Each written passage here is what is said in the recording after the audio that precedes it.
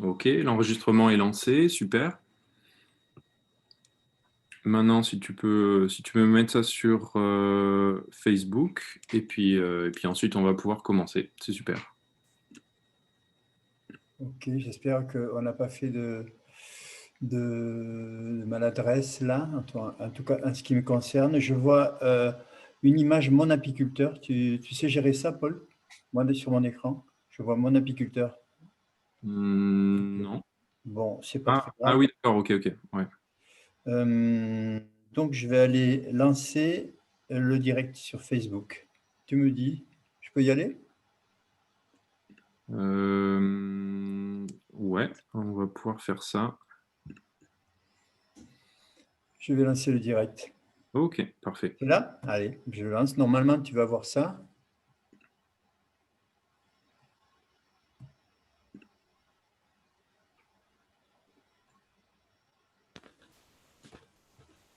Je ne sais pas comment ça apparaît chez toi. Non, non, j'ai pas encore. Ça met que c'est en cours d'enregistrement, mais D'accord, pas encore Facebook. d'accord. Dès que c'est bien lancé, ça devrait apparaître et puis Ok. on pourra mettre. Euh, En train de préparer.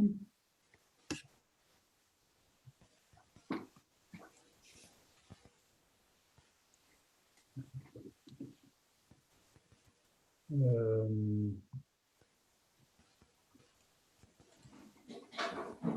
Est-ce que tu le vois entrer là ou pas? J'ai du mal à manipuler ici. Tac, ici. Lancer le direct. OK. Normalement, c'est lancé. Et voilà, il reste plus qu'à lancer Facebook. Ouais, je mets un titre. OK, Oh, pas besoin. pas grave. OK, c'est parti. Normalement, ça se lance. C'est bon, c'est parfait. On est sur Facebook. Je vous remercie tout le monde d'avoir attendu ces quelques petites minutes. Et puis, bah voilà, on va pouvoir commencer notre petite introduction. Euh, Très heureux de commencer. C'est une grande première, hein, comme vous le savez. C'est un cycle de conférences, hein, il y en aura par la suite sur des thèmes variés. Mais donc, on commence sur l'hivernage des colonies en intérieur. C'est quelque chose qui est très pratiqué, comme vous allez le voir, au Canada. Et on a la chance d'accueillir deux intervenants québécois. Donc, il y a Émile Houle euh, qui est technicien au CRESAD, qui est un centre de recherche agricole à Deschambault, basé à Deschambault au Québec, qui a travaillé beaucoup sur cette thématique. Et puis on a Jocelyn Marceau, qui est jeune retraité, qui a travaillé pour le ministère de l'Agriculture du Québec. Voilà. Ça me fait très plaisir de les avoir. On s'était vu, il y a eu, comme vous le savez sûrement, Happy Mondia à Montréal l'année dernière et on avait pu se rencontrer. Euh, donc pourquoi ce thème, hein, des caveaux? C'est quelque chose qui étonne un petit peu en France, mais finalement, vous allez voir à travers cette présentation que c'est quelque chose d'assez pertinent, même si on n'a pas des hivers aussi rigoureux. Il y a quand même des choses intéressantes. Je pense qu'on vous serez convaincus à la fin de cet exposé. Voilà. Pour quelques détails techniques, vous pouvez poser vos questions sur les commentaires, que ce soit sur Facebook ou dans Zoom. On sélectionnera en fonction du temps qui nous reste à la fin les questions les plus pertinentes. Et, et puis voilà. Et sans plus tarder, je passe la parole à Gérard Chiraud, le président du GDSA 65 des Hautes-Pyrénées. Merci, Paul. Oui, un grand merci à tout le monde, à tous ceux qui sont là présents et puis à tous ceux qui visionneront cette vidéo. J'espère que vous en tirerez donc quelque chose et qu'on pourra enrichir nos pratiques. Il me semble que forcer un hivernage, c'est quelque chose qui est intéressant, qui peut s'intégrer dans la lutte contre varroise. Donc voilà, Paul a déjà dit que la perspective, c'est de faire un réseau international de partage des connaissances. Quand il y a des choses remarquables sur une partie de la planète, eh ben, je crois que c'est intéressant qu'on se l'approprie et que ensuite on puisse restituer aussi nos expériences personnelles. L'idée de cet échange, en fait, est née il y a environ un an avec un projet de colloque à Tarbes où on devait faire en fait un colloque dédié à la varoise à Tarbes.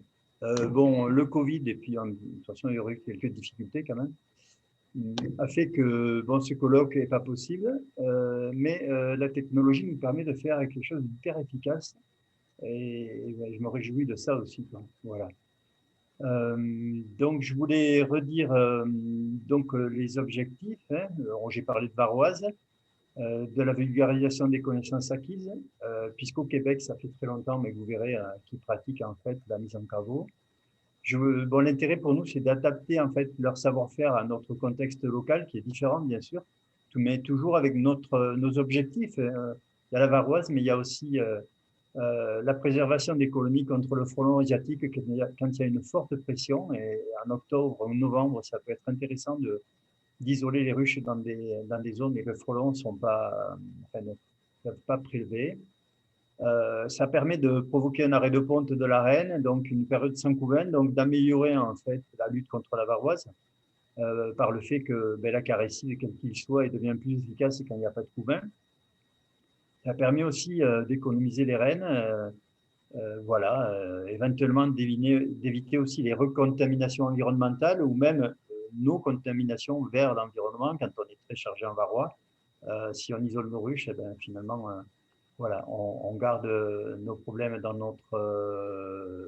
dans nos colonies. Et si on améliore la capacité de l'acaricide et du traitement, eh ben, je pense que ben, c'est intéressant. Donc voilà. Ben, je donne la parole à Émile ou à Jean-Pierre, je sais pas qui commence. Bonjour à tous. En fin de compte, bonsoir pour vous, parce que vous êtes plus en soirée. Nous, on est sur l'heure du dîner encore, le midi. Donc, aujourd'hui, le sujet qu'on va traiter, c'est l'hivernage des colonies à l'intérieur. C'est principalement pratiqué au Québec. Je vous dirais que dans le reste du Canada, c'est un petit peu moins pratiqué, mais au Québec, c'est très, très populaire. On va le voir dans les chiffres tantôt. Il y a plus de ruches qui s'y vendent à l'intérieur qu'à l'extérieur. Juste en partant, mettre un peu au clair, les choses qu'on va vous donner, nous autres, c'est la technique que nous, on utilise au Québec. C'est certain que si on s'en va dans l'Ouest canadien, le climat est un peu différent, donc ça va changer. Donc, pour vous autres aussi, avant d'adopter des méthodes qu'on prend intégralement, probablement, il va falloir que vous fassiez des petits ajustements pour vous permettre d'être efficace. Entre autres, comme nous, vous allez le voir, là, la saison, là, le climat qu'on a est assez rigoureux, donc naturellement, rendu vers la fin de l'été, la reine va diminuer de pondre, donc à cause de la température, on se ramasse que quand on arrive pour hiverner, on n'a plus de couvain dans nos ruches ou presque plus. Donc, c'est plus facile de contrôler la température. Mais si on prendrait nos ruches en période où il y a beaucoup de couvain, probablement que tous les chiffres qu'on va vous donner là, au niveau des systèmes de réfrigération, des capacités des systèmes, ça ne fonctionnera pas. Il faudrait faire des essais parce qu'on ne l'a jamais fait, ça. Donc, on va débuter tout de suite. OK. En partant, ben, l'ordre de présentation qu'on avait pensé vous faire, c'est un peu ça, l'ouverture. Après ça, je vais vous parler un petit peu des saisons apicoles du Québec, les grandes lignes, pour vous donner une idée comment ça fonctionne. L'historique de l'hivernage qu'on a à l'intérieur. Après ça, on va passer à la préparation des colonies puis des conditions d'hivernage. Après, on va aller avec la problématique comportement en hivernage, bien-être des colonies, puis l'aménagement de la chambre d'hivernage. Là, vous allez avoir des idées un peu comment nos bâtisses sont faites puis ce qu'on utilise à l'intérieur comme système, avec une conclusion puis des exemples. OK, ça ici, ça en est un exemple là, de ce qu'on va parler. En fin de compte, ça en est une chambre d'hivernage qui a été bâtie là, ces dernières années où on entrepose des ruches durant l'hiver. C'est un peu ça là, que vous allez un peu avoir en tête là, si on parle de chambre d'hivernage. Il y en a des plus grosses, il y en a des moins grosses, mais celle-là, disons, on va dire que c'est une moyenne. Ça. OK, c'est ça ici, c'est quand on entre les ruches, ça vous donne une idée. Nous, ici, il y a déjà de la neige, donc les gens rentrent les ruches fin novembre environ, donc souvent, il y a un peu de neige. Donc, quand on rentre les ruches, c'est pas mal dans ça que ça va ressembler. Vous voyez aussi qu'on est de plus en plus mécanisé. Là. Les gens travaillent avec des ruches sur palettes, 4 ruches par 4 ruches, et donc ils utilisent des transpalettes là, ou des systèmes de manutention hydraulique ou semblables, des chariots élévateurs pour manipuler les ruches. Puis même lors des transports pour la pollinisation, c'est les systèmes qu'ils utilisent aussi. il m'avait demandé de donner un peu une idée là, de une carte géographique un peu. Disons, ici, c'est une carte du Canada. À un moment donné, on va parler des provinces de l'Ouest canadien là, pour la production de miel. C'est les provinces ici, dans cette zone-là, Alberta, Saskatchewan, Manitoba. C'est là où il se produit le plus de miel. Mais, disons, c'est là où il y a le plus de ruches aussi. Mais l'apiculture est vraiment différente de la nôtre. On va vous en parler un peu plus tard. Le Québec, nous, on est ici. Le territoire est ici. Donc, on est proche de l'Atlantique. Puis, on est proche des provinces maritimes. Donc, on a un climat qui est vraiment différent de l'Alberta, de la Saskatchewan. Et on a un climat même du Québec qui est différent là, dans la province elle-même. Fait que vous voyez ici en vert, là, c'est au niveau agricole, c'est le Canada. Vous voyez en vert ce qui est cultivé ou qui est classé au niveau agricole. Donc, on s'aperçoit qu'on a un grand territoire, mais au niveau agricole, on n'a pas une si grande étendue que ça où on peut pratiquer l'agriculture, faire des cultures commerciales, des choses comme ça. Ici, c'est une carte du Québec. Donc, on a mis Montréal, Québec, vous situez un peu où se situe le long du fleuve Saint-Laurent. Le fleuve Saint-Laurent est ici, puis on s'en va vers l'Atlantique par là. Donc, nous, la station de recherche, on est près d'ici, puis souvent, on va parler des chiffres, là, des données qui viennent de Québec. Bien, Québec, c'est la région même. On va parler un petit peu de la pollinisation aussi dans l'intervention. Donc, c'est au lac Saint-Jean où ils se cultivent, vous appelez ça des myrtilles, nous, on appelle ça des bleuets. Mais c'est dans cette zone-là, autour du lac Saint-Jean, ici, où il se fait beaucoup de bleuets sauvages. Ce n'est pas des bleuets cultivés, ils coupent la forêt où, après un feu, le bleuet va repousser par lui-même. Mais là, ils ont trouvé des techniques maintenant où ils brûlent les plants aux 2 ans, où ils fauchent les plants très, très courts aux 2 ans, et il y a une repousse qui se fait, et on récolte les bleuets qu'on appelle du bleuet sauvage dans cette zone-là. Lorsqu'on va parler un peu de la canneberge, bien, la canneberge est plus proche ici, dans cette zone-là, du côté sud, dans cette zone-là ici. Les cannebergières se situent dans cette zone-là plus que dans notre zone à nous, de ce côté-là, excusez. Donc, les canneberges se font dans cette zone-là surtout. Le reste de l'agriculture, bien, comme vous voyez, c'est en vert, c'est la zone où c'est cultivé. Puis les ruches sont souvent dans ces zones-là, plus que dans les zones plus blanches. Quand on monte vers le nord, bien, c'est très froid, c'est de la forêt, c'est des mines. Donc, ce n'est pas cultivé en tant que tel. Puis il y a beaucoup moins de ruches ici dans ces zones-là. Le calendrier, bien, là, on va vous donner une idée un peu de la saison apicole, des saisons apicoles du Québec. Si je commence avec le printemps, bien, on parle de mi-mars, avril, mai, mi-juin. C'est la sortie d'hivernaire puis le développement des colonies à ce moment-là qu'on accentue. Ça va être aussi la période là, en avril puis au début mai, de la pollinisation des pommiers, fraises, framboises, des petits fruits de ce genre-là. Et ça va être aussi une période où on va faire du dépistage puis des traitements à carrion au besoin. Souvent, si le traitement était fait adéquatement à l'automne ou à la fin de saison, en général, au printemps, on n'a pas à le faire. Mais parfois, c'est toujours bon de vérifier. Et si le traitement était moins efficace ou il y a un taux d'infestation qui est un petit peu trop haut, on va recommander de faire un traitement avant que la saison commence, que la rentrée de miel arrive et qu'on contamine le miel.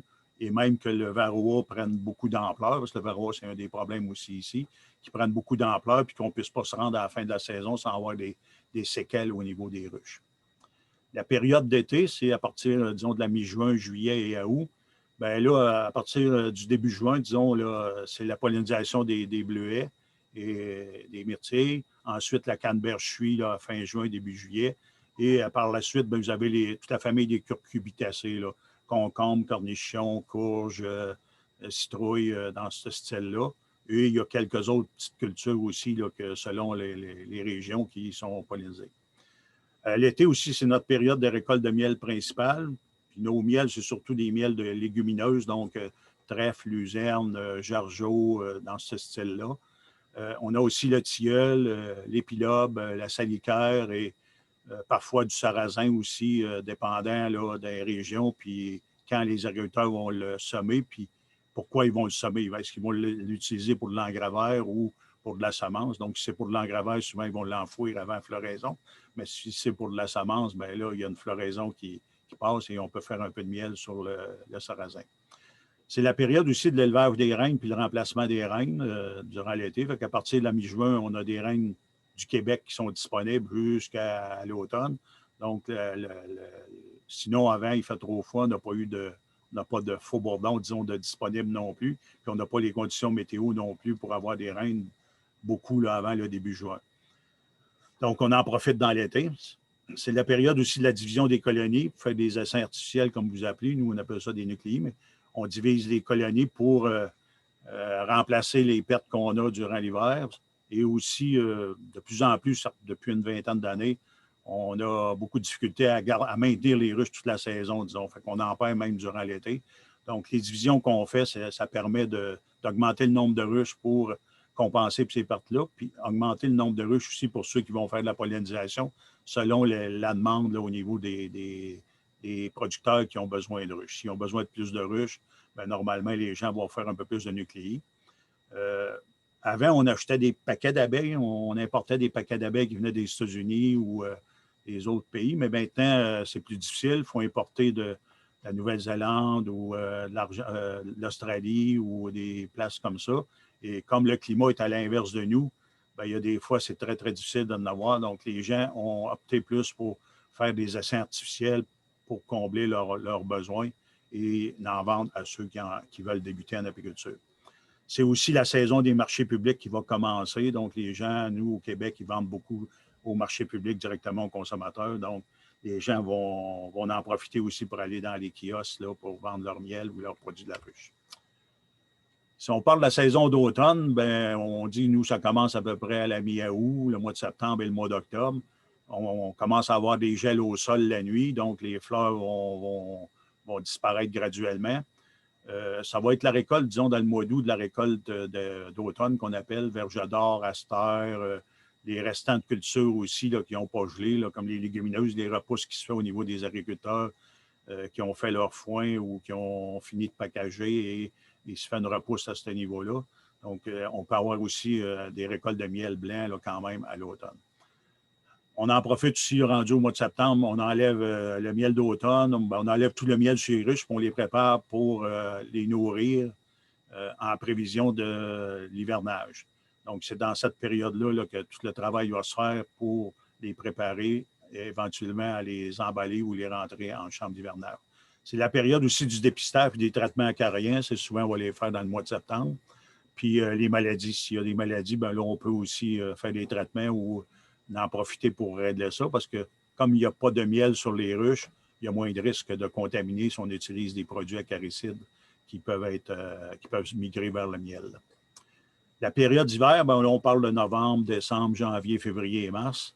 Bon, en général, pas en novembre, là, mais en novembre, on commence à avoir de la neige, mais on a de la neige en abondance. On parle d'une coupe de mètres de neige, là, généralement. En novembre, ça va être le traitement à l'acide oxalique. Tantôt, il va y avoir un calendrier qui va vous montrer un peu le développement du couvain là, selon les mois de l'année. Et en novembre, c'est là où il y aurait presque plus ou beaucoup moins de couvain dans la ruche. Et les traitements à l'acide oxalique sont, disons, efficaces lorsqu'il y a beaucoup moins de couvain dans la ruche. Quand il y a trop de couvain, c'est pas très efficace, l'acide oxalique. Donc, les gens qui veulent faire de l'acide oxalique pour compléter leur traitement automnal vont le faire en novembre en général. La rentrée des ruches va se faire en chambre d'hivernage aussi, là, fin novembre, début décembre. C'est l'emballage aussi, normalement, au mois de. Ceux qui viennent à l'extérieur vont envelopper leur ruche ou vont isoler leur ruche à cette période-là. C'est la préparation, le reste de l'hiver, c'est la préparation, puis la réparation du matériel pour la prochaine saison, planifier aussi la réparation des camions. C'est aussi la vente du miel puis des autres produits de la ruche. Des notes un petit peu sur l'apiculture du Québec, là, ce qui nous différencie un peu puis qui est différent d'un peu ailleurs, bien, l'abeille mellifère là, au Québec, puis je dirais même pas juste au Québec, c'est au Canada, elle a été introduite par la colonisation européenne. Lorsque les colons européens sont venus au Canada, bien, ils ont introduit l'abeille mellifère parce qu'on n'avait pas d'abeilles mellifères indigènes au Canada. Donc, on a des abeilles, mais qui ne sont pas nécessairement mellifères là, au niveau du Canada. La majorité des ruches qu'on utilise, c'est de la ruche Langstroth. Il y a un petit peu d'Adam et un petit peu de Waré, mais ça, c'est arrivé plus, je vous dirais, avec l'apiculture urbaine là, qui a pris de l'ampleur depuis un certain nombre d'années. Donc, les gens vérifient un peu plus sur Internet. Donc, c'est à partir de là qu'on a eu ces modèles-là. Mais sinon, je vous dirais, à 98 % c'est du modèle Langstroth standard qu'on utilise. Les abeilles, c'est principalement de l'italienne qu'on a. mais aussi des croisements qu'on va avoir avec de la carne éolienne, de la primorski, un peu de caucasienne, buckfast, disons, c'est les principales qu'on peut avoir ici, mais je vous dirais que majoritairement, nos abeilles ressemblent beaucoup à l'italienne en général, puis on sélectionne un peu vers ça aussi parce que les apiculteurs ils aiment bien avoir l'italienne parce que la reine est dorée, c'est plus facile à trouver, les abeilles sont un peu plus tranquilles, ça fait aussi des grosses populations d'abeilles, et donc si tu es capable de la synchroniser pour arriver pour avoir le maximum d'ouvrières butineuses dans la période où la floraison est à son maximum, on va avoir une très bonne récolte de miel qui est abondante, disons, qui est beaucoup plus importante que si on avait d'autres races d'abeilles parfois qui sont moins bonnes à ce niveau-là. La petite abeille noire qu'on avait au début, là, qui provenait d'Europe, elle a été remplacée graduellement là, dans les années 40 par l'italienne.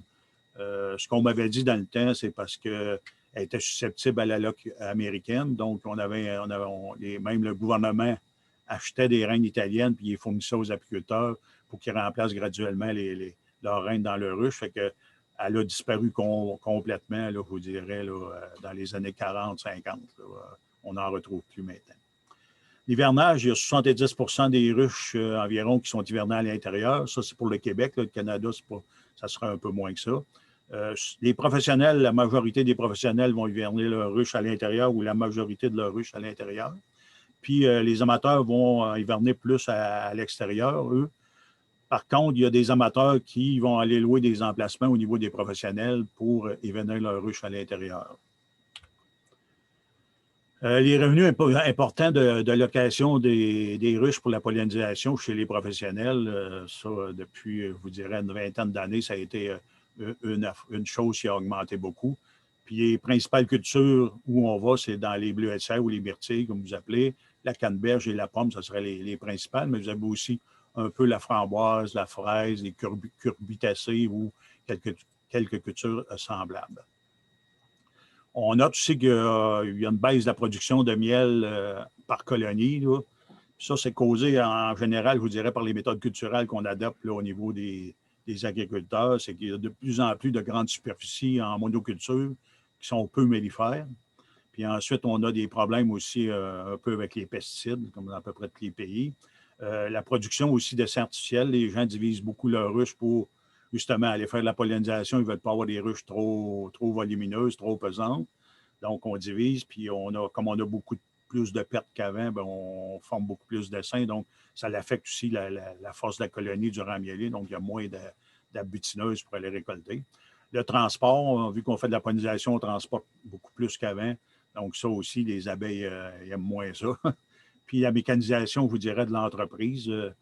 Maintenant, on est plus, palettisé. Donc, quand on a 4 ruches sur une palette, on a beau d'en mettre 2, que la direction va être très bonne, disons, au niveau orientation, mais ça veut dire que les 2 autres, elles sont moins. Donc, on a beaucoup plus de dérives, je vous dirais, au niveau des colonies. Donc, ça baisse la moyenne de production par colonie là, à cause de ça.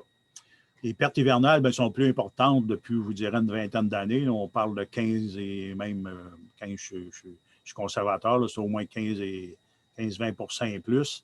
Et comparativement à 5 avant que l'arrivée du varroa, avant l'arrivée des grandes superficies en monoculture, les problèmes de pesticides, etc., on avait beaucoup moins de pertes durant l'hiver. L'autre chose aussi, les apiculteurs, des fois, il faut faire attention, en ayant des chambres d'hivernage, on va peut-être dire on va garder des ruches un peu plus moribondes, on va essayer de les hiverner quand même. Tandis qu'avant, quand on avait des moins bons systèmes, des fois, on disait on va réunir la ruche, on va l'éliminer en partant à l'automne plutôt que d'essayer de lui faire passer l'hiver puis de subir une perte qui va compter dans la comptabilité. Puis, il y a une hausse de l'apiculture urbaine, là, comme à peu près dans tous les pays. Là. Aussi, on est un peu plus soucieux de notre alimentation. Il y a une demande grandissante pour les aliments plus naturels, des produits du terroir, bio, toute la famille des végés, là, végétariens, végétaliens, etc. C'est une vente directement aux consommateurs. Souvent, les agriculteurs vont vendre directement à la miellerie ou dans les marchés publics. On a une moins grosse vente là, au niveau du vrac. Là. On en a un peu, mais on en a moins que dans les autres provinces. Puis finalement, l'agriculture de l'Ouest canadien est différente de celle du Québec. Là. Puis là, quand je parlais tantôt, les 3 provinces, Manitoba, Saskatchewan, Alberta, Ben, pourquoi? C'est parce que les entreprises là-bas sont beaucoup plus volumineuses. Là. Le nombre de ruches par apiculteur est beaucoup plus grand. La production de miel par colonie est beaucoup plus élevée. Là. On parle de 80 kilos et plus par ruche. Comparativement à nous, au Québec, on est peut-être à 40-50 kilos là, de moyenne. Donc, pourquoi que c'est de même aussi? C'est que la saison de production là-bas est moins longue que la nôtre durant l'été. Par contre, le climat étant plus sec, quand les abeilles récoltent du nectar, les abeilles ont moins à évaporer d'eau pour faire du miel avec, donc ils peuvent en récolter un peu plus. Puis la durée de la clarté journalière est beaucoup plus longue là-bas. Il n'y a presque pas de nuit, là, vu qu'on est un peu plus au nord. Bien, les journées étant plus longues, les abeilles ont le temps de récolter plus longtemps, donc ils ont le temps de faire plus de production de miel. Puis la superficie abutinaire est plus importante aussi. Il y a beaucoup de champs là-bas qui se font aussi pour la semence, donc il y a des étendues presque à perte de vue où c'est de la fleur et les ruches ont de quoi s'amuser en masse là, dans ces zones-là. Eux, ils vendent beaucoup plus leur miel en vrac aussi. Ils n'ont pas la population pour manger tout le miel qu'ils produisent, donc ils vendent en fût, ils exportent en fût. Il y a un marché qui est beaucoup plus vers l'exportation dans les autres provinces ou dans les autres pays. Si on parle maintenant un petit peu de l'historique d'hivernage à l'intérieur, bien, au Québec, ça fait belle lurette là, qu'on entrepose des ruches à l'intérieur. Au début, les gens, ce qu'ils faisaient, c'est qu'ils rentraient leurs ruches pour l'hivernage dans des caveaux souterrains ou même dans les sous-sols de leur maison, qui étaient souvent juste en terre battue. Donc, on profitait de l'effet tampon de la masse du sol pour garder une certaine température là, durant la période d'hivernage. Puis, on contrôlait manuellement la ventilation avec le principe des cheminées de Rutherford. Avec l'arrivée de l'électrification qui s'est faite là, au niveau rural dans les années 50-60, c'est ajouté la ventilation forcée puis les contrôles de température, un peu comme on retrouve dans les bâtiments agricoles. Après ça, dans le début des années 80, on a introduit des systèmes de frigorifiques là, pour permettre de refroidir lorsqu'il faisait trop chaud à l'extérieur. On utilise des systèmes pour refroidir l'air à l'intérieur de la pièce plutôt que de prendre de l'air à l'extérieur. Puis on a aussi introduit la recirculation dans les chambres d'hivernage. Ça, Jocelyn va vous en parler tantôt des principes, là, mais ça arrivé dans les années 80. Aussi, les matériaux isolants sont de plus en plus performants. En tout cas, ils sont plus performants qu'ils étaient dans le temps. Donc, maintenant, la plupart des bâtiments, on va les faire plus hors sol que dans des montagnes ou des butons ou des choses comme ça, parce qu'on a moins besoin de l'effet du sol vu qu'on est capable d'isoler les murs correctement et avoir les systèmes de réfrigération pour contrôler. Donc, on est capable de maintenir une température sans avoir des chambres dans le sol. Après ça, dans les années 2000, on a évolué vers les contrôles électroniques et maintenant, on s'en va à peu près comme tout le monde vers la domotique puis les suivis à distance. On va passer tout de suite à la préparation des colonies avant de passer aux chambres elles-mêmes pour l'hivernage. Bon, une préparation des colonies là, pour l'hivernage, puis même votre saison qui s'en vient, ça se fait l'année d'avant, donc ça commence dans l'été précédent. Donc, c'est important de vérifier que vous ayez des jeunes reines. Ça prend du couvain abondant aussi en août et en septembre parce que les abeilles qui vont passer l'hiver, c'est celles qui vont venir au monde en dernier. Les autres vont mourir progressivement en cours de route. Mais les abeilles qui viennent au monde en dernier sont différentes un peu. Ils vont vivre plus longtemps, donc ils n'ont pas la même couche de graisse. Au niveau de les graisses, ils ont beaucoup plus de graisse. Donc, comme ils travaillent un peu moins fort aussi en hiver, ils vont vivre un peu plus longtemps. Mais les dernières abeilles, c'est important que ces abeilles-là soient abondantes et soient en santé. Donc, c'est important de faire le contrôle et la prévention des maladies au cours de l'été pour vous assurer que vous n'avez pas trop de parasites ou qui vont parasiter ce couvain-là, puis que les abeilles qui vont venir au monde vont être déjà affectées par des virus ou des choses de même. Puis au lieu de vivre, on va dire, 6 mois, ces abeilles-là meurent au bout de 3 mois. Bien, vous avez des très belles ruches à l'automne. Vous arrivez au mois de décembre ou au mois de janvier ou à la rentrée où vous faites le traitement à l'acide oxalique en novembre. Puis là, il n'y a presque plus d'abeilles dans la ruche parce qu'au lieu de vivre 6 mois, ils ont vécu 3 mois. Donc, ils ont disparu. Fait que c'est très, très important d'avoir un bon contrôle à ce niveau-là, de dépister et de traiter correctement en vue de l'hivernage puis le développement du printemps suivant. On en profite aussi pour éliminer et fusionner les ruches faibles. Des ruches qui sont trop faibles vont moins bien hiverner. Même les pertes vont être beaucoup plus grandes quand vous avez des ruches qui sont faibles. Fait que le seuil que normalement on utilise, c'est environ 7 quarts d'abeilles et plus. Bien, il n'y a pas de problème. Mais s'ils sont moins que ça, puis que la reine elle a en plus un problème, bien, on va réunir, on va éliminer ces ruches-là avant de rentrer en hivernage. Le nourrissage aussi va se faire dans le mois de septembre, mais là, c'est important de nourrir avec une bonne nourriture. Puis la meilleure nourriture pour les abeilles pour l'hivernage, c'est un sirop de sucre blanc, de saccharose, de sucre de table qu'on appelle. Puis on fait un mélange de deux parties de sucre pour une partie d'eau. C'est-à-dire que la concentration, là, c'est presque 66 ou dans ce coin-là. Donc, c'est important d'utiliser un sirop qui est plus épais à l'automne que comparativement au printemps, parce que là, ce qu'on veut, c'est qu'on ne veut pas bloquer, on veut pas favoriser le développement de la ponte de la reine, c'est qu'on veut bloquer là, un peu la ponte de la reine pour que les abeilles se mettent aussi à maturer ce sirop-là, qu'il ait le temps de l'emmener un peu comme du miel, l'entreposer dans un cadre et pouvoir l'utiliser là, pendant la période hivernale. Puis aussi le maturer correctement, parce que s'il ne mature pas correctement, il va se mettre à fermenter. Puis lorsqu'on parle de fermentation au niveau des abeilles, il ne faut pas oublier que les abeilles ne sortiront pas de l'hiver pour se vider l'intestin un coup qu'ils sont rentrés en chambre d'hivernage. Donc, si on leur donne une nourriture qui est moins bonne, qui surcharge leur intestin ou qui s'intoxique, bien, ils vont avoir des problèmes de diarrhée et la nosémose va aussi embarquer et on va avoir des problèmes rendus au printemps. Donc, c'est important de donner un bon sirop là, de sucre blanc là, en assez grande quantité pour faire des réserves là, pour qu'elles puissent passer l'hiver. De plus en plus maintenant, on le fait livrer liquide, c'est-à-dire qu'on ne la jette plus en sac. On le reçoit, il est déjà liquide, il faut qu'on fait juste le distribuer aux ruches là, directement. Il est à bonne concentration. Sinon, bien, quand on le mélange, c'est important de bien le mélanger pour bien dissoudre le sucre parce que le ratio, là, c'est presque rendu une solution sursaturée, donc c'est important de dissoudre correctement. Puis d'éviter de trop le chauffer aussi parce que dépasser 50 Celsius, 49 Celsius, un des problèmes qu'on a, c'est qu'il va commencer à se former de l'oxydation au niveau des sucres et vous allez avoir un peu la même chose qu'au niveau du miel lorsqu'on le chauffe. Il va y avoir une formation de HMF, là, hydroxyméthylfurfural, et ça va amener des intoxications un peu au niveau de l'abeille. L'abeille, au niveau intestinal, a des problèmes avec ça. Donc, c'est important de ne pas trop surchauffer. Puis l'autre point, il y a été un bout de temps, là, c'est moins vrai, mais avant, c'était un peu systématique. À l'automne, on nourrissait souvent avec de la fumigiline pour contrer la nosémose. Et la fumigiline, dépassée 49 degrés Celsius, on la détruisait complètement au niveau de l'efficacité. Donc, c'est important de ne pas chauffer là, le sirop trop. Si on parle de quantité, au niveau d'hivernage intérieur, ça prend 20 kg de sucre sec ou, disons, 30 kg de sirop dilué pour nourrir une ruche à l'intérieur. Et quand on parle de l'hivernage extérieur, bien là, il faut augmenter un peu la quantité. C'est au moins 27 kg, donc 40 kg de sirop pour un hivernage extérieur. Le nourrissage qui est favorisé ou qu'on fait la promotion puis que les apiculteurs utilisent majoritairement, c'est un nourrisseur individuel puis de surface. Celui-là, le type Meller qu'on appelle un nourrisseur qu'on met sur le dessus de la ruche. Et généralement, ça nous prend 2 fois 15 litres environ là, pour avoir un bon nourrissage là, adéquat là, au niveau de la ruche. Ensuite, on va y aller selon le poids où on va suppeser ou l'observation qu'on va faire. Des fois, on va en redonner un petit peu plus, mais normalement, avec 2 fois 15 litres, généralement, les abeilles en ont assez pour l'hivernage.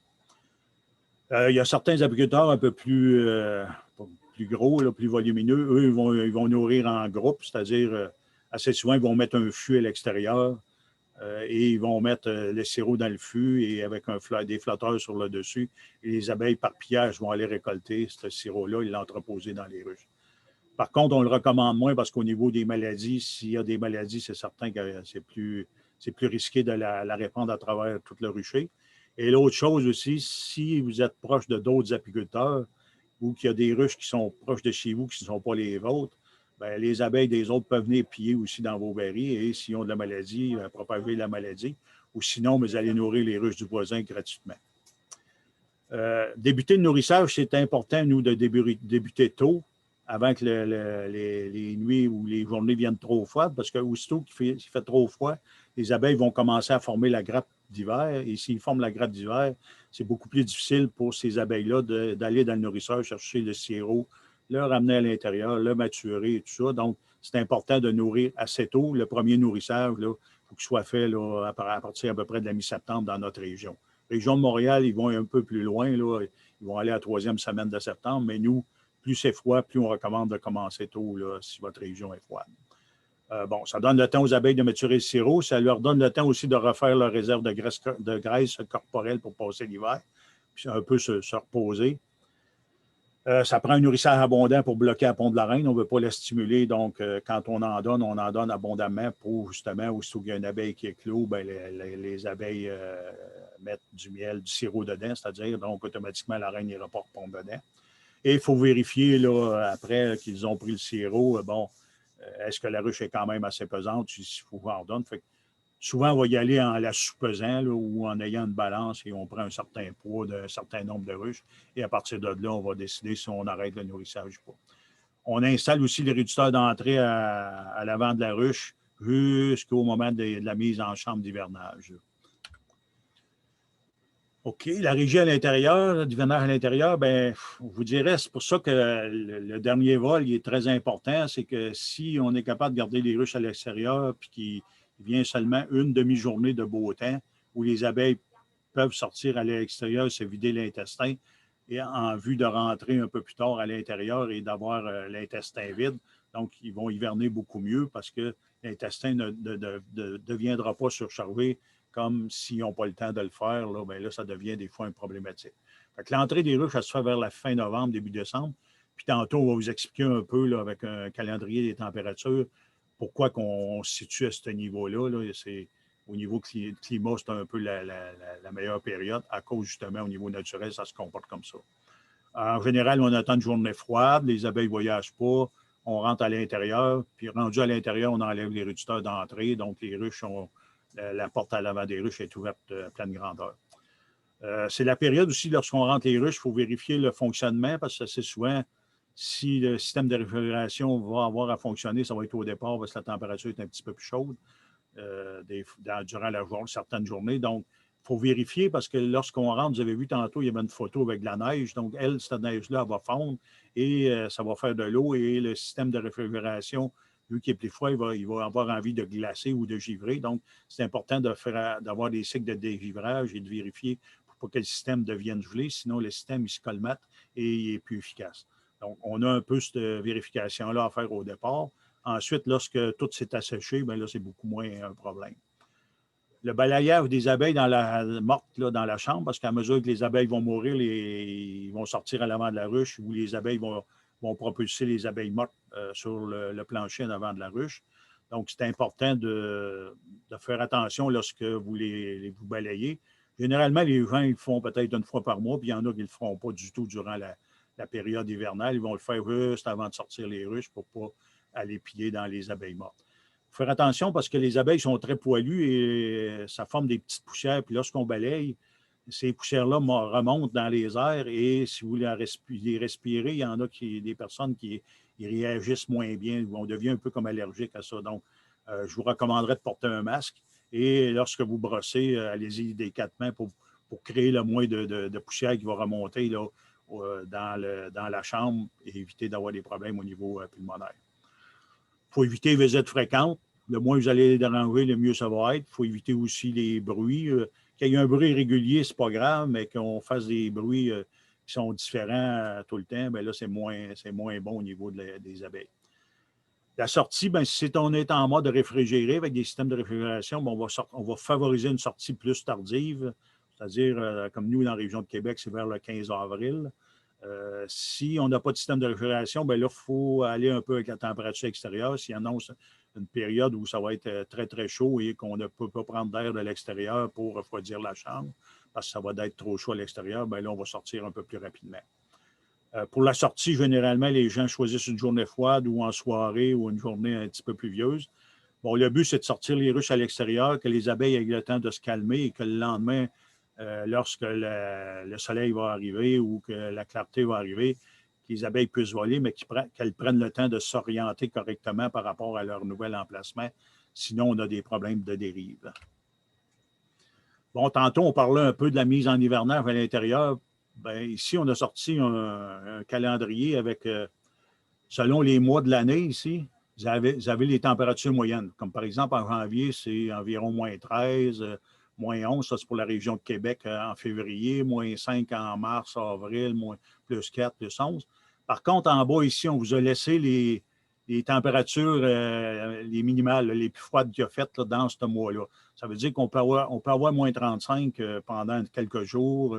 On peut l'avoir quelques fois aussi, mais ça ne durera pas tout le mois à 35. Ça peut être pendant 3-4 jours dans une semaine, 3-4 jours une autre semaine. Mais on a quand même ces points-là maximales là, qui nous arrivent là, dans ces mois-là.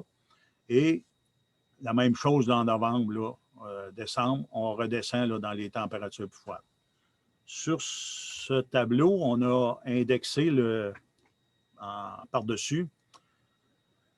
En ligne rouge, ici, c'est la température optimale qu'on garde nos chambres d'hivernaire. Puis pourquoi qu'on garde ça? C'est qu'on a trouvé qu'à 5 degrés Celsius, bien, c'est là où la ruche est un peu là, à son niveau là, idéal, disons. Là, bon, elle n'a pas besoin de consommer beaucoup pour produire la chaleur, puis elle n'a pas besoin de dépenser beaucoup d'énergie non plus pour rafraîchir la ruche. On va dire que c'est un peu comme un moteur de tour qui tournerait au ralenti. Bon, il tourne, il n'y a pas besoin d'avoir beaucoup d'essence, puis il ne surchauffera pas non plus, tandis qu'au niveau de la ruche, c'est un peu le même principe. Ici, si on regarde les températures, on parlait de 5 degrés, c'était l'idéal, mais si on regarde en bas, ici, janvier, février, mars, avril, on s'aperçoit que vers la mi-avril, on tombe avec des moyennes du mois d'autour de 4. Donc, après ça, ça monte rapidement, un peu plus rapidement. Donc, c'est là qu'on trouve que l'idéal, si on dit qu'on va avoir à peu près 5 dans la ruche, bien, on va les sortir à peu près à cette période-là. Fait qu'on les systèmes de réfrigération n'ont pas fonctionné beaucoup pour les maintenir et on n'est pas non plus dans des nuits excessivement froides là, avec des moins on n'est pas dans le moins 13, moins 14. Dans le jour, ça va monter au-dessus du point de congélation. Un peu la même chose au mois de novembre. Quand on parle de la rentrée des ruches, là, dans le mois de novembre, mois de décembre, là, bien, on le voit, là, on retombe autour, on recroise la ligne du 5 degrés Celsius à peu près dans cette période-là. Donc, c'est pour ça que la rentrée et la sortie des ruches se fait pour nous dans ces zones-là. L'autre point en jaune ici, c'est le développement du couvain, c'est la quantité de couvain que vous pourriez avoir dans la ruche. On s'aperçoit que la période où il n'y a pas de couvain du tout dans la ruche n'est pas si longue que ça. Probablement que la reine, elle n'arrête jamais de pondre non complètement, sauf que les abeilles, pendant une certaine période, vont décider de ne pas élever ce couvain-là. Ils vont l'abandonner, ils vont le manger. Donc, janvier, là, une partie de décembre et janvier, c'est cette période-là où vous auriez presque pas ou pas de couvain du tout. Et ensuite, en janvier, février, on commence à augmenter un peu. Là, les abeilles commencent à sentir qu'à l'extérieur, bon, on s'en va vers le printemps. Il va y avoir une augmentation un peu de l'élevage de couvain dans la ruche. Et rendu là, au mois d'avril, bien là, on veut absolument les sortir pour les stimuler aussi, pour permettre un développement maximal, pour avoir des abeilles pour aller faire la pollinisation des bleuetières, par exemple, qui est assez tôt au printemps. Donc, c'est un peu pour ça aussi là, que la sortie, si on continuerait là, à les garder à l'intérieur, à mesure que le couvain augmenterait, là, nos capacités de notre système de réfrigération, il ne serait jamais assez puissant pour être capable de garder la température autour du 5 degrés Celsius. La même chose un peu à l'automne. OK? Fait que les conditions optimales qu'on garde dans la chambre, c'est une température d'autour de 5 avec un plus ou moins 0,5 là, dans le standard.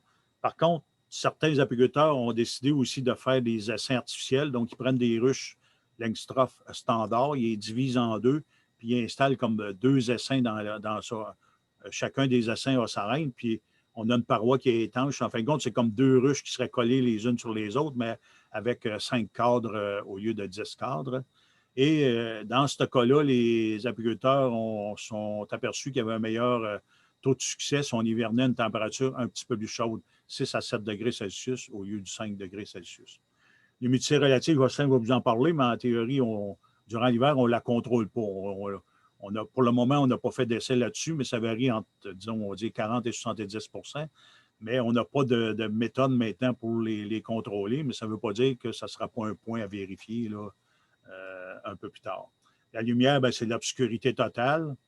Il ne faut pas que les abeilles voient trop de lumière, sinon ils vont se diriger, ils vont sortir de la ruche, ils vont marcher, ils vont surtout marcher vers cette source de lumière-là. Les seules lumières qu'on va avoir, ça va être des lumières, des ampoules rouges qu'on met à l'intérieur de la chambre. Lorsqu'on va aller travailler dans la chambre, on peut utiliser ces ampoules-là. Les abeilles ne voient pas le rouge ou presque pas le rouge, donc pour eux, c'est noir, mais pour nous, ça nous permet de voir quand même un peu. La circulation de l'air, Jocelyn va vous en parler, c'est un petit mouvement d'air, mais elle n'a pas besoin d'être énorme. Il ne faut pas qu'elle soit énorme. Puis le bruit, il faut qu'il soit faible et régulier. Fait que là, on m'a laissé la parole à Jocelyn pour la suite de la présentation. Bonjour. On va commencer par vous dire bonjour nos cousins français. Je sais que vous nous appelez de même, un peu les petits cousins du Québec. Fait que on peut vous dire bonjour les grands cousins de France. Donc, je pense que je n'ai pas le contrôle, Émile, ça se peut-tu? Oui, tu l'as. C'est un point rouge qui se promène. Oui, OK, c'est beau. OK.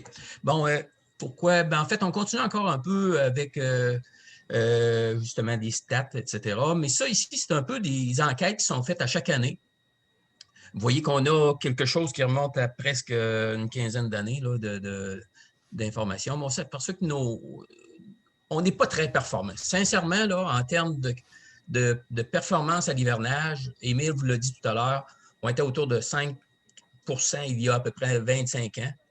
Et puis, dans les 20 dernières années, ça s'est vraiment gâté. C'est sûr qu'il y a eu le varroa qui a été introduit. Ensuite de ça, on fait beaucoup de pollinisation, ce qu'on ne faisait pas. Beaucoup plus de monoculture. Bref, on hiverne des colonies qui sont probablement dans un état un petit peu moindre que ce qu'ils étaient il y a 20-25 ans. Ce qui fait qu'aujourd'hui, on tourne autour de 20 % en termes de pertes. Fait que vous voyez qu'il y a un peu des fluctuations annuelles. Fait que c'est comme il faut l'accepter. C'est autour de 15-20 % de nos pertes annuelles. C'est pas archi-exemplaire. OK. Donc, en fait, peut-être faire un petit parallèle entre l'hivernage intérieur et l'hivernage extérieur. En fait, ça ici, c'est les données des 3 dernières années. Bref, ce qu'on retient de tout ça, c'est qu'à l'intérieur, règle générale, on est un petit peu plus performant en termes de taux de survie. Au lieu de 26 % au cours de ces 3 années-là, la performance était autour de 21 %. Donc, un gain de 5-6 % par rapport à... Et ça, c'est répétitif. Là, on peut reculer d'autres années aussi, et c'est très répétitif. Bon, les causes de mortalité, j'ai le tableau qui parle de l'enquête 2016, mais d'une année à l'autre, il y a toujours des variations, mais en gros, on va parler de problèmes de reine, on va parler de colonies trop faibles à l'automne, on va parler de manque de nourriture. Des fois, on va mal prendre le sirop à l'automne, ça va faire en sorte que, au printemps, on va les perdre. On peut même les perdre dans la chambre d'hivernage. Et puis, les conditions climatiques défavorables, c'est plus en rapport à l'hivernage extérieur, parce que, de règle générale, dans la chambre d'hivernage, on est à température contrôlée. Le mauvais contrôle de varroa, ça demeure encore une des possibilités, et nos ébauches, etc. Bon, le comportement à l'hivernage, ce qu'il faut bien comprendre en hivernage, c'est que ce n'est pas du tout le même comportement qu'en été. Nos abeilles peuvent vivre individuelles en été, mais quand vient le refroidissement, c'est un comportement de grappe. Ça a été le comportement de survie de l'espèce Apis, de pouvoir se grapper et de thermoréguler. Autrement dit, l'abeille qui est un poikilotherme, qu'on dit en termes de métabolisme, ça devient un homéotherme. Quand on est rendu en hiver, c'est un comportement de grappe. Puis une des constantes dans l'hivernage, c'est que dans le pourtour de la grappe que vous voyez ici, le pourtour ici, vous allez avoir toujours une température constante de 8 degrés C. Vous placeriez un petit thermomètre à ce niveau-là, au niveau des thorax des abeilles qui ont le thorax tourné vers l'intérieur, vous mesureriez constamment 8 degrés C. Le reste, ça va varier selon la température extérieure. Et puis, la grappe, elle va se comprimer ou se dilater selon la température extérieure. Donc, on voit ici une photo infrarouge, donc ça démontre que ça produit de la chaleur. OK? Donc, c'est comme ça que ça peut survivre.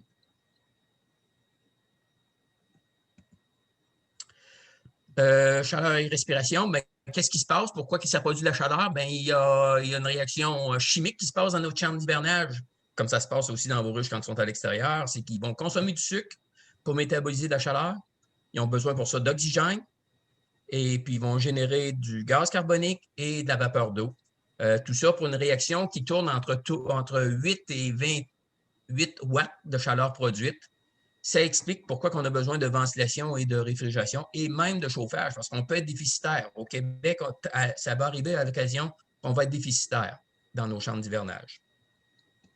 Question de bien-être, comme je vous disais, c'est un homéotherme quand on parle de colonies, mais ça se comporte comme des animaux, ça se comporte comme les humains. On a, nous autres, une zone de thermoneutralité. Les abeilles ce qu'on peut dire, c'est qu'en termes de thermoneutralité, si on est dans une zone entre 4 et 7 degrés, c'est la zone confort des abeilles. Donc, c'est ce qui fait que c'est dans cette condition-là qu'il faut les mener pour optimiser l'hivernage.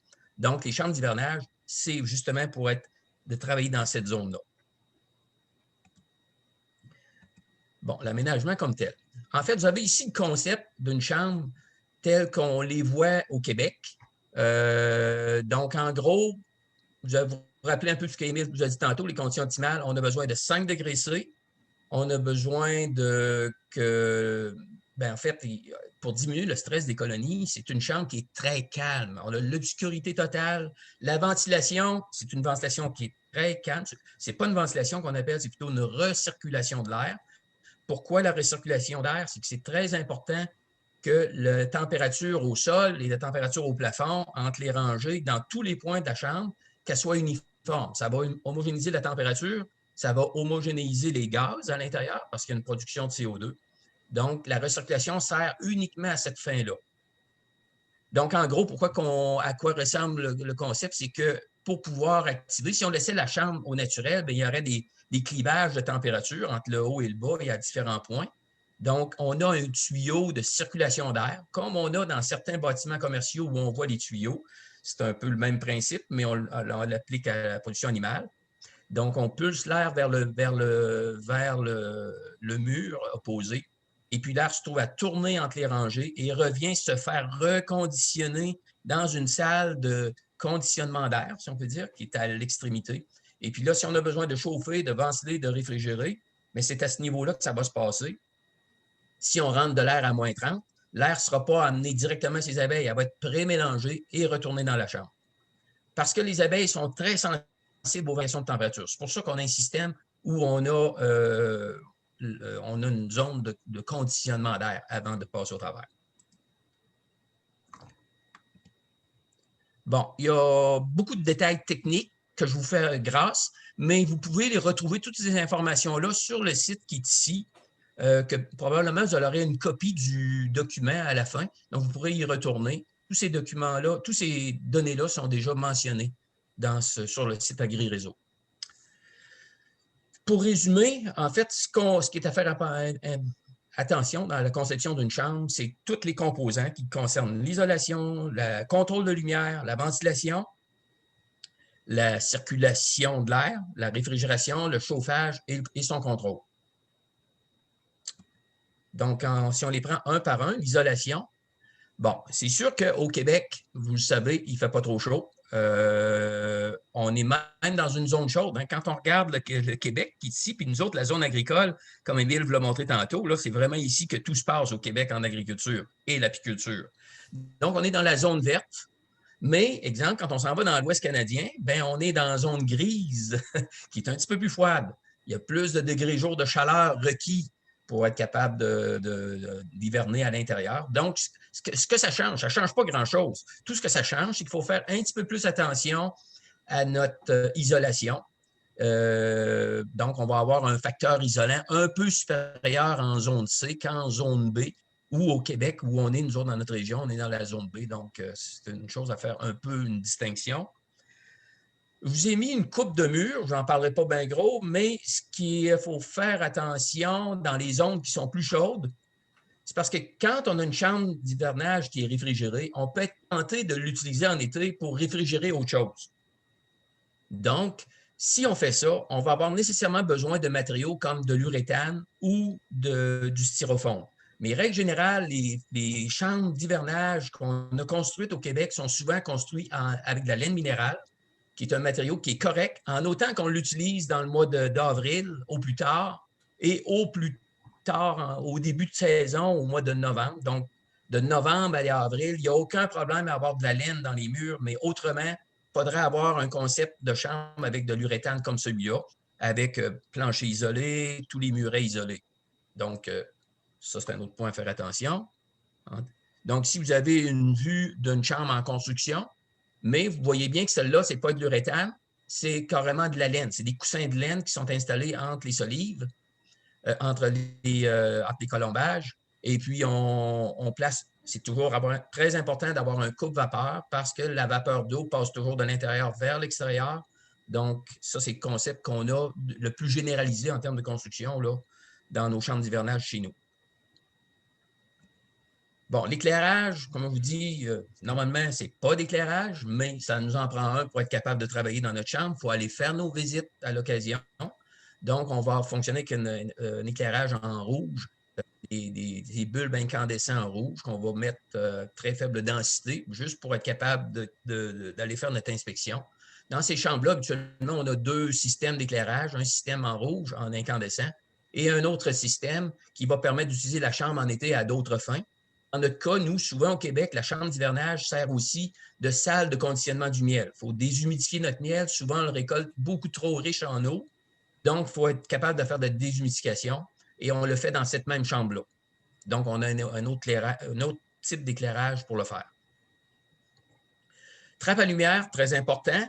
L'ancien concept qui est encore beaucoup utilisé, c'est que tout simplement, on fait des labyrinthes de lumière, des chicanes, qui fait que le ventilateur étant positionné ici, ben on se trouve à faire une cage labyrinthe, que l'air va passer en labyrinthe à l'intérieur. Rendu à l'extérieur, il y a encore un labyrinthe qui va faire en sorte que la lumière ne pourra pas entrer facilement parce qu'il va y avoir toutes sortes de labyrinthes. Aujourd'hui, c'est remplacé par ce système-là, qui est un système avec des lamelles en PVC superposées, qui va faire exactement l'équivalent de ça, puis qui est un petit peu plus simple, plus facile à entretenir quand on a accès au ventilateur, puisque ça se démonte facilement. Bon, au niveau de la ventilation, bon, OK, je vous ai dit pourquoi on fait la ventilation, c'est à cause de la respiration de nos ruches. Donc, à quoi ressemble la ventilation dans une chambre d'hivernage qu'il faut faire attention dans la ventilation? On le sait, là, ce qu'on veut, c'est 5 degrés C.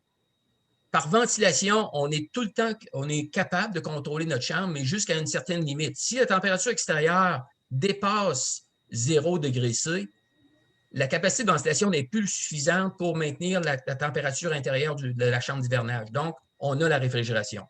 Mais la ventilation, autrement dit, est efficace pendant à peu près 75 à 80 de toute la période d'hivernage. Puis, un 25 de la période, 20-25 on utilise la réfrigération. Donc, principalement, c'est la ventilation, par quoi s'effectue le contrôle. Et puis, ce qu'il faut faire attention dans la ventilation, c'est d'avoir une ventilation très progressive. Donc, on a un premier palier de ventilation qui fait la ventilation minimale de notre chambre.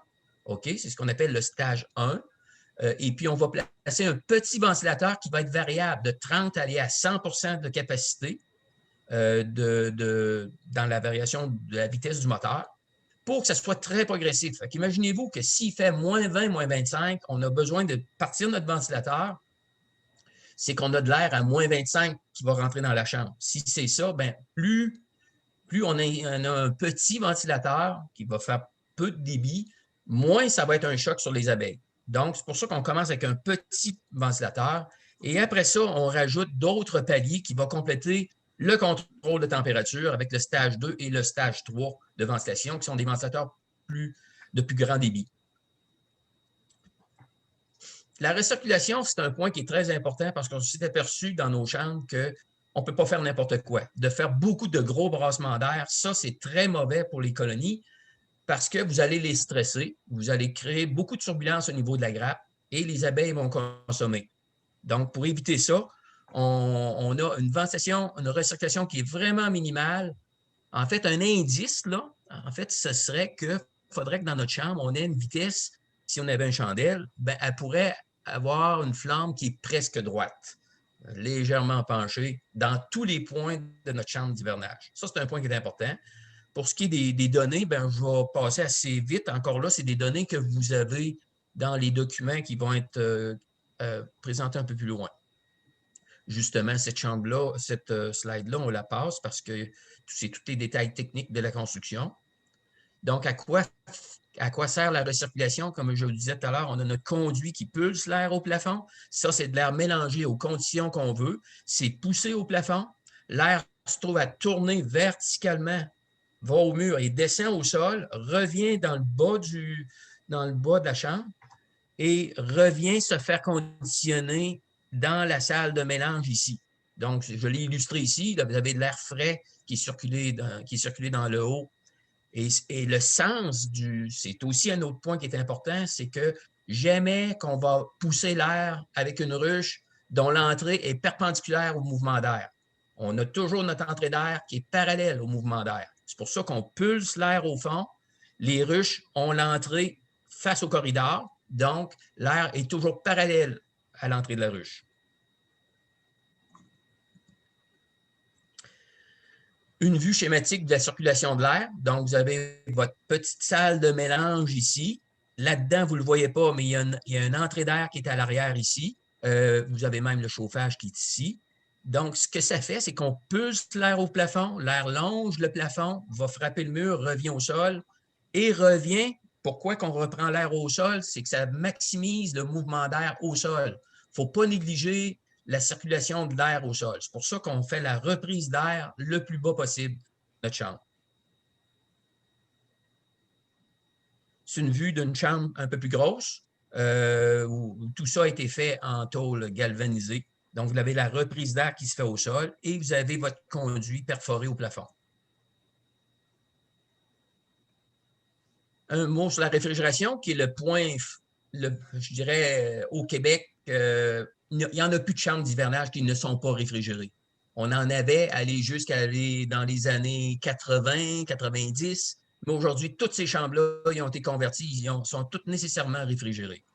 Bon, qu'est-ce qu'on a besoin dans le système de réfrigération? Bien, on a une partie froide, qui est la partie évaporateur, et on a la partie compresseur et son condenseur qui est placé, il peut être placé à l'intérieur, mais il peut aussi être placé à l'extérieur. Donc, vous avez ici la partie évaporateur. Bon, le dimensionnement d'une chambre d'hivernage, de la capacité de réfrigération, il faut en faire un calcul pour être sûr de ne pas se tromper. On a une recette du pouce ici que je vous dis qui n'est pas mauvaise. C'est entre 20 et 30 watts par ruche qu'on a besoin en termes de capacité de réfrigération. Un point qui est important, c'est ce qu'on appelle le TD, la température du gaz réfrigérant. Donc, nous, on maintient une température de 5 degrés. Ça veut dire qu'on a un TD de 6. Ça veut dire que le réfrigérant, au niveau de la valve d'expansion, le gaz est à environ moins 1 degré, est à moins 1 degré Celsius, grosso modo. Ce que ça fait, c'est que ça va contrôler votre humidité relative dans la chambre de façon à ce qu'elle n'excède pas beaucoup 70 % dans la chambre.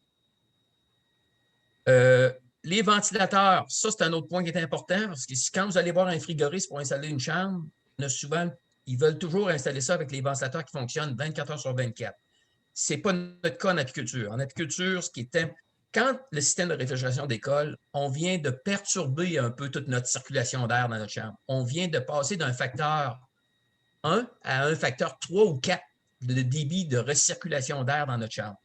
Puis ça, veut pas, si on pouvait réfrigérer sans avoir de débit, ça serait bien merveilleux, mais c'est impossible de transférer l'énergie de notre système si on n'a pas les ventilateurs. Donc, ce qu'on fait, c'est qu'on a un dispositif que quand il n'y a pas de demande de réfrigération, au bout de 30 minutes, le système arrête. La ventilation de l'évaporateur arrête. Donc, ça, c'est un point qui est important en termes de performance à l'hivernage, toujours. Il faut drainer notre eau. Ça, évidemment, on peut le drainer soit dans un drain qui est dans la pièce ou à l'extérieur du bâtiment directement. Il y en a souvent qui font juste percer le mur et puis ça tombe à côté. Les compresseurs, comme je vous ai dit tantôt, on peut placer le compresseur à l'intérieur dans une chambre, mais on est obligé de ventiler cette chambre-là avec un ventilateur qui est spécifique à refroidir les compresseurs. Et puis, l'autre possibilité, qui est la plus répandue, c'est qu'on place les compresseurs à l'extérieur, au point le plus près possible de l'évaporateur. Donc, pour éviter c'est plus simple. En fait, c'est plus facile pour le compresseur aussi d'opérer avec un circuit de frayon qui est le plus court possible. Toujours plus efficace, comme ça. Tantôt, Émile en a parlé, puis ça, c'est un point qui est important. Chaque année, on voit des apiculteurs dire « Ah, ben là, mon évaporateur a tout givré, qu'est-ce que je fais? » Bien, il faut des cycles de dégivrage, simplement. Donc, une des recettes qui va bien en apiculture, c'est on provoque un arrêt du système de compresseur à toutes les 120 minutes, à toutes les 2 heures. On arrête 15 minutes et par circulation d'air, on dégivre. C'est très important d'avoir des cycles courts pour éviter que la glace se forme de façon qu'on lie les ailettes ensemble. Si la glace a lié les ailettes, il n'y a plus d'air qui circule, puis on vient de perdre le contrôle. Donc, ça, c'est un point qui est important dans la régie. On a besoin de chauffage aussi, mais c'est strictement un chauffage d'appoint, de très peu puissant, mais on en a besoin, surtout dans les chambres où la capacité en nombre de ruches n'est pas maximale. Donc, on se met un petit chauffage d'appoint qui est de 10 watts par mètre cube de volume de bâtiment.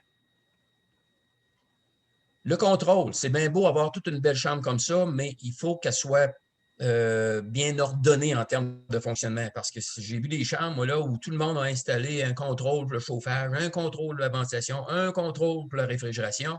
Mais ça, c'est la cacophonie. Si on va avoir un système qui ne va pas bien, on a juste à faire ça. Donc, aujourd'hui, ce qu'on a amélioré beaucoup, c'est qu'on a tout intégré dans un seul et même contrôleur qui est de ce type-là.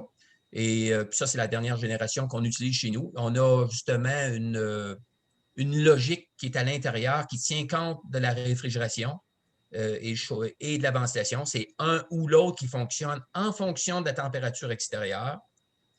Et donc, ce contrôleur-là fait tout ça. Et aussi, bien, ce qui est intéressant aujourd'hui, c'est que les agriculteurs ont le contrôle à distance, c'est-à-dire ils ont une application sur leur portable et puis ils sont capables de voir ce qui se passe en temps réel et au besoin, aller changer des consignes si c'est requis.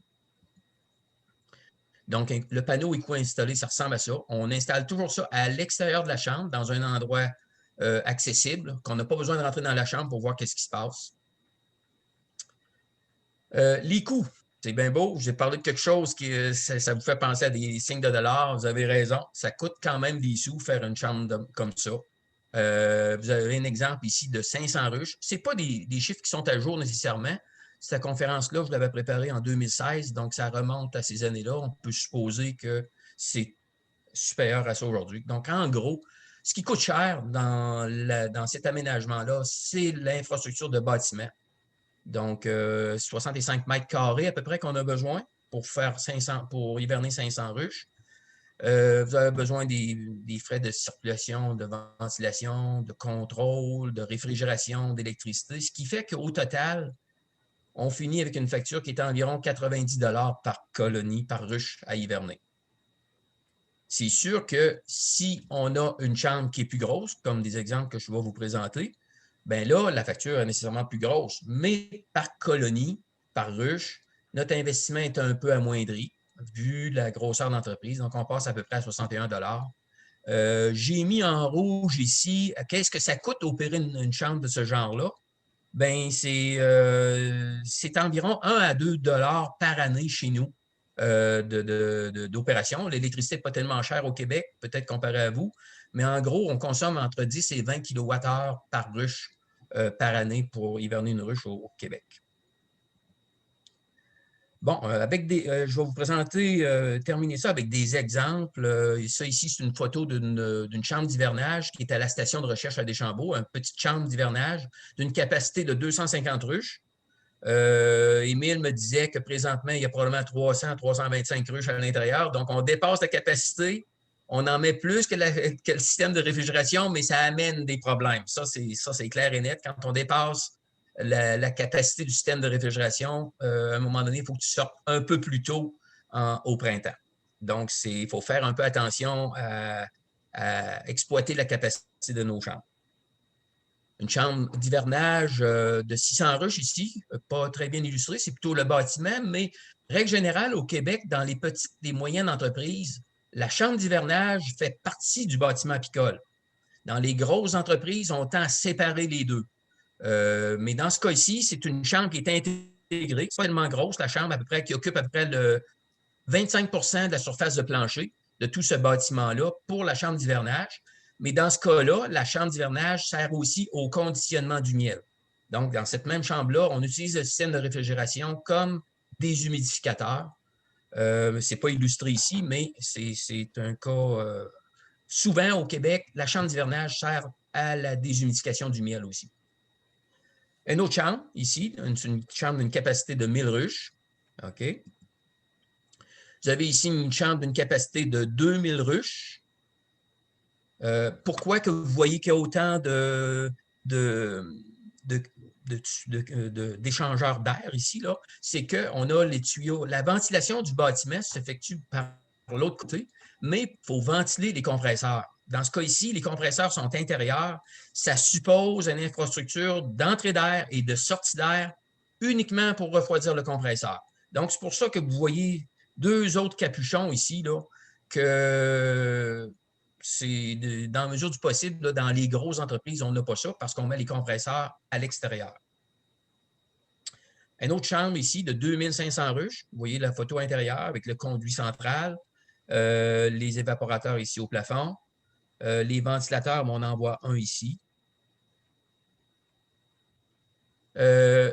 Une autre entreprise à 3500 ruches ici. Les ruches sont prêtes à rentrer à l'intérieur, sont amenées prêtes pour les entrées. Vous voyez ici à l'intérieur, lorsqu'elles sont stationnées, elles sont placées sur palettes. Et puis ça, c'est peut-être une des dernières qui a été faite, en fait, qui a été construite l'année dernière. C'est la plus grosse, à ma connaissance, au Québec, là, 10 500 ruches.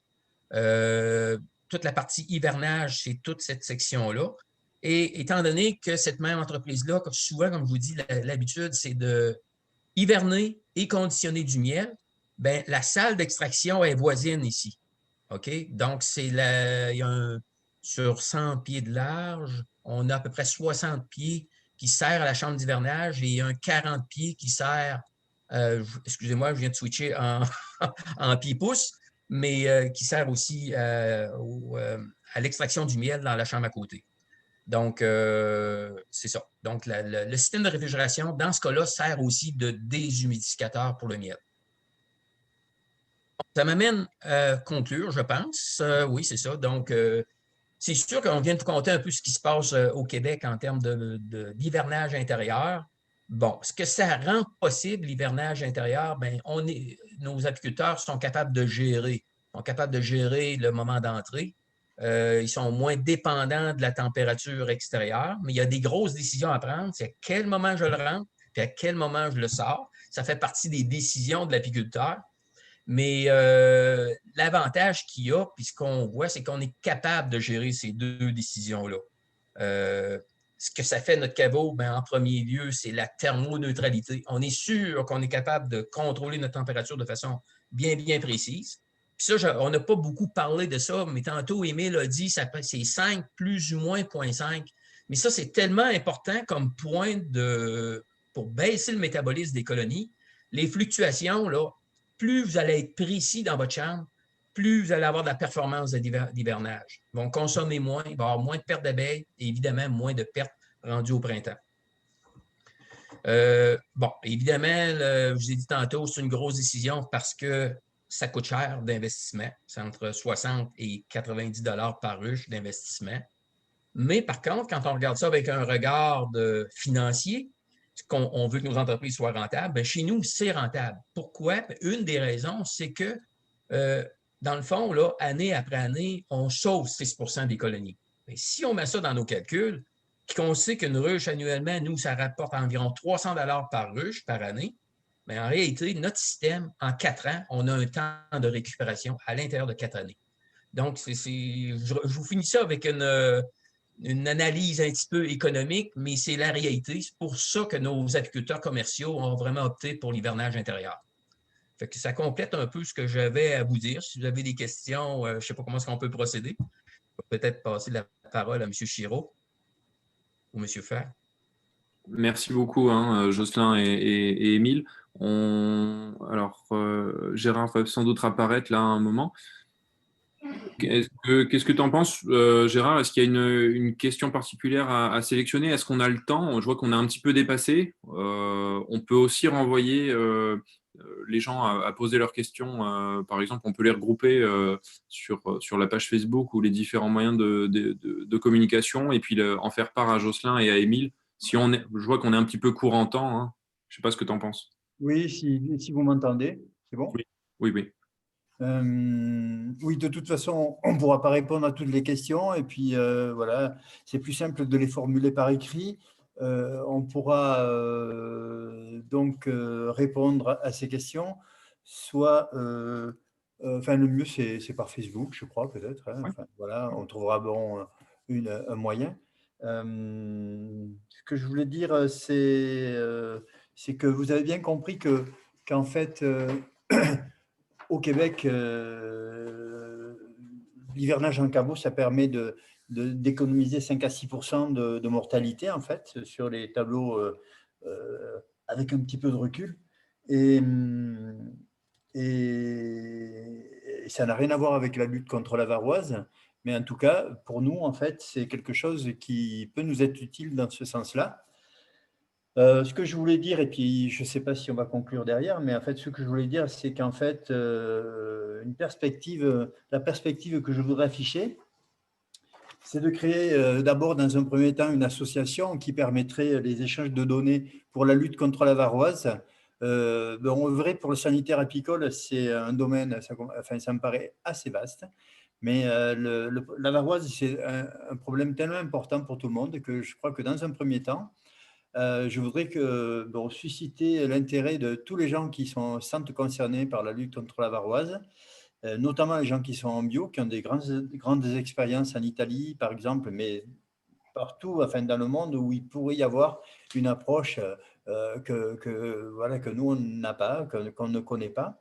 Et ce réseau international, en fait, que j'envisage d'abord dans le cadre d'une association peut-être, et puis quand ça grandira suffisamment, pourquoi pas ne pas créer une ONG internationale qui permettrait donc de partager des connaissances dans le sanitaire en général, d'abord dans le varrois, dans le sanitaire en général, et peut-être d'une manière générale pour les problématiques apicoles dans leur ensemble. Voilà, c'est ce que je voulais dire.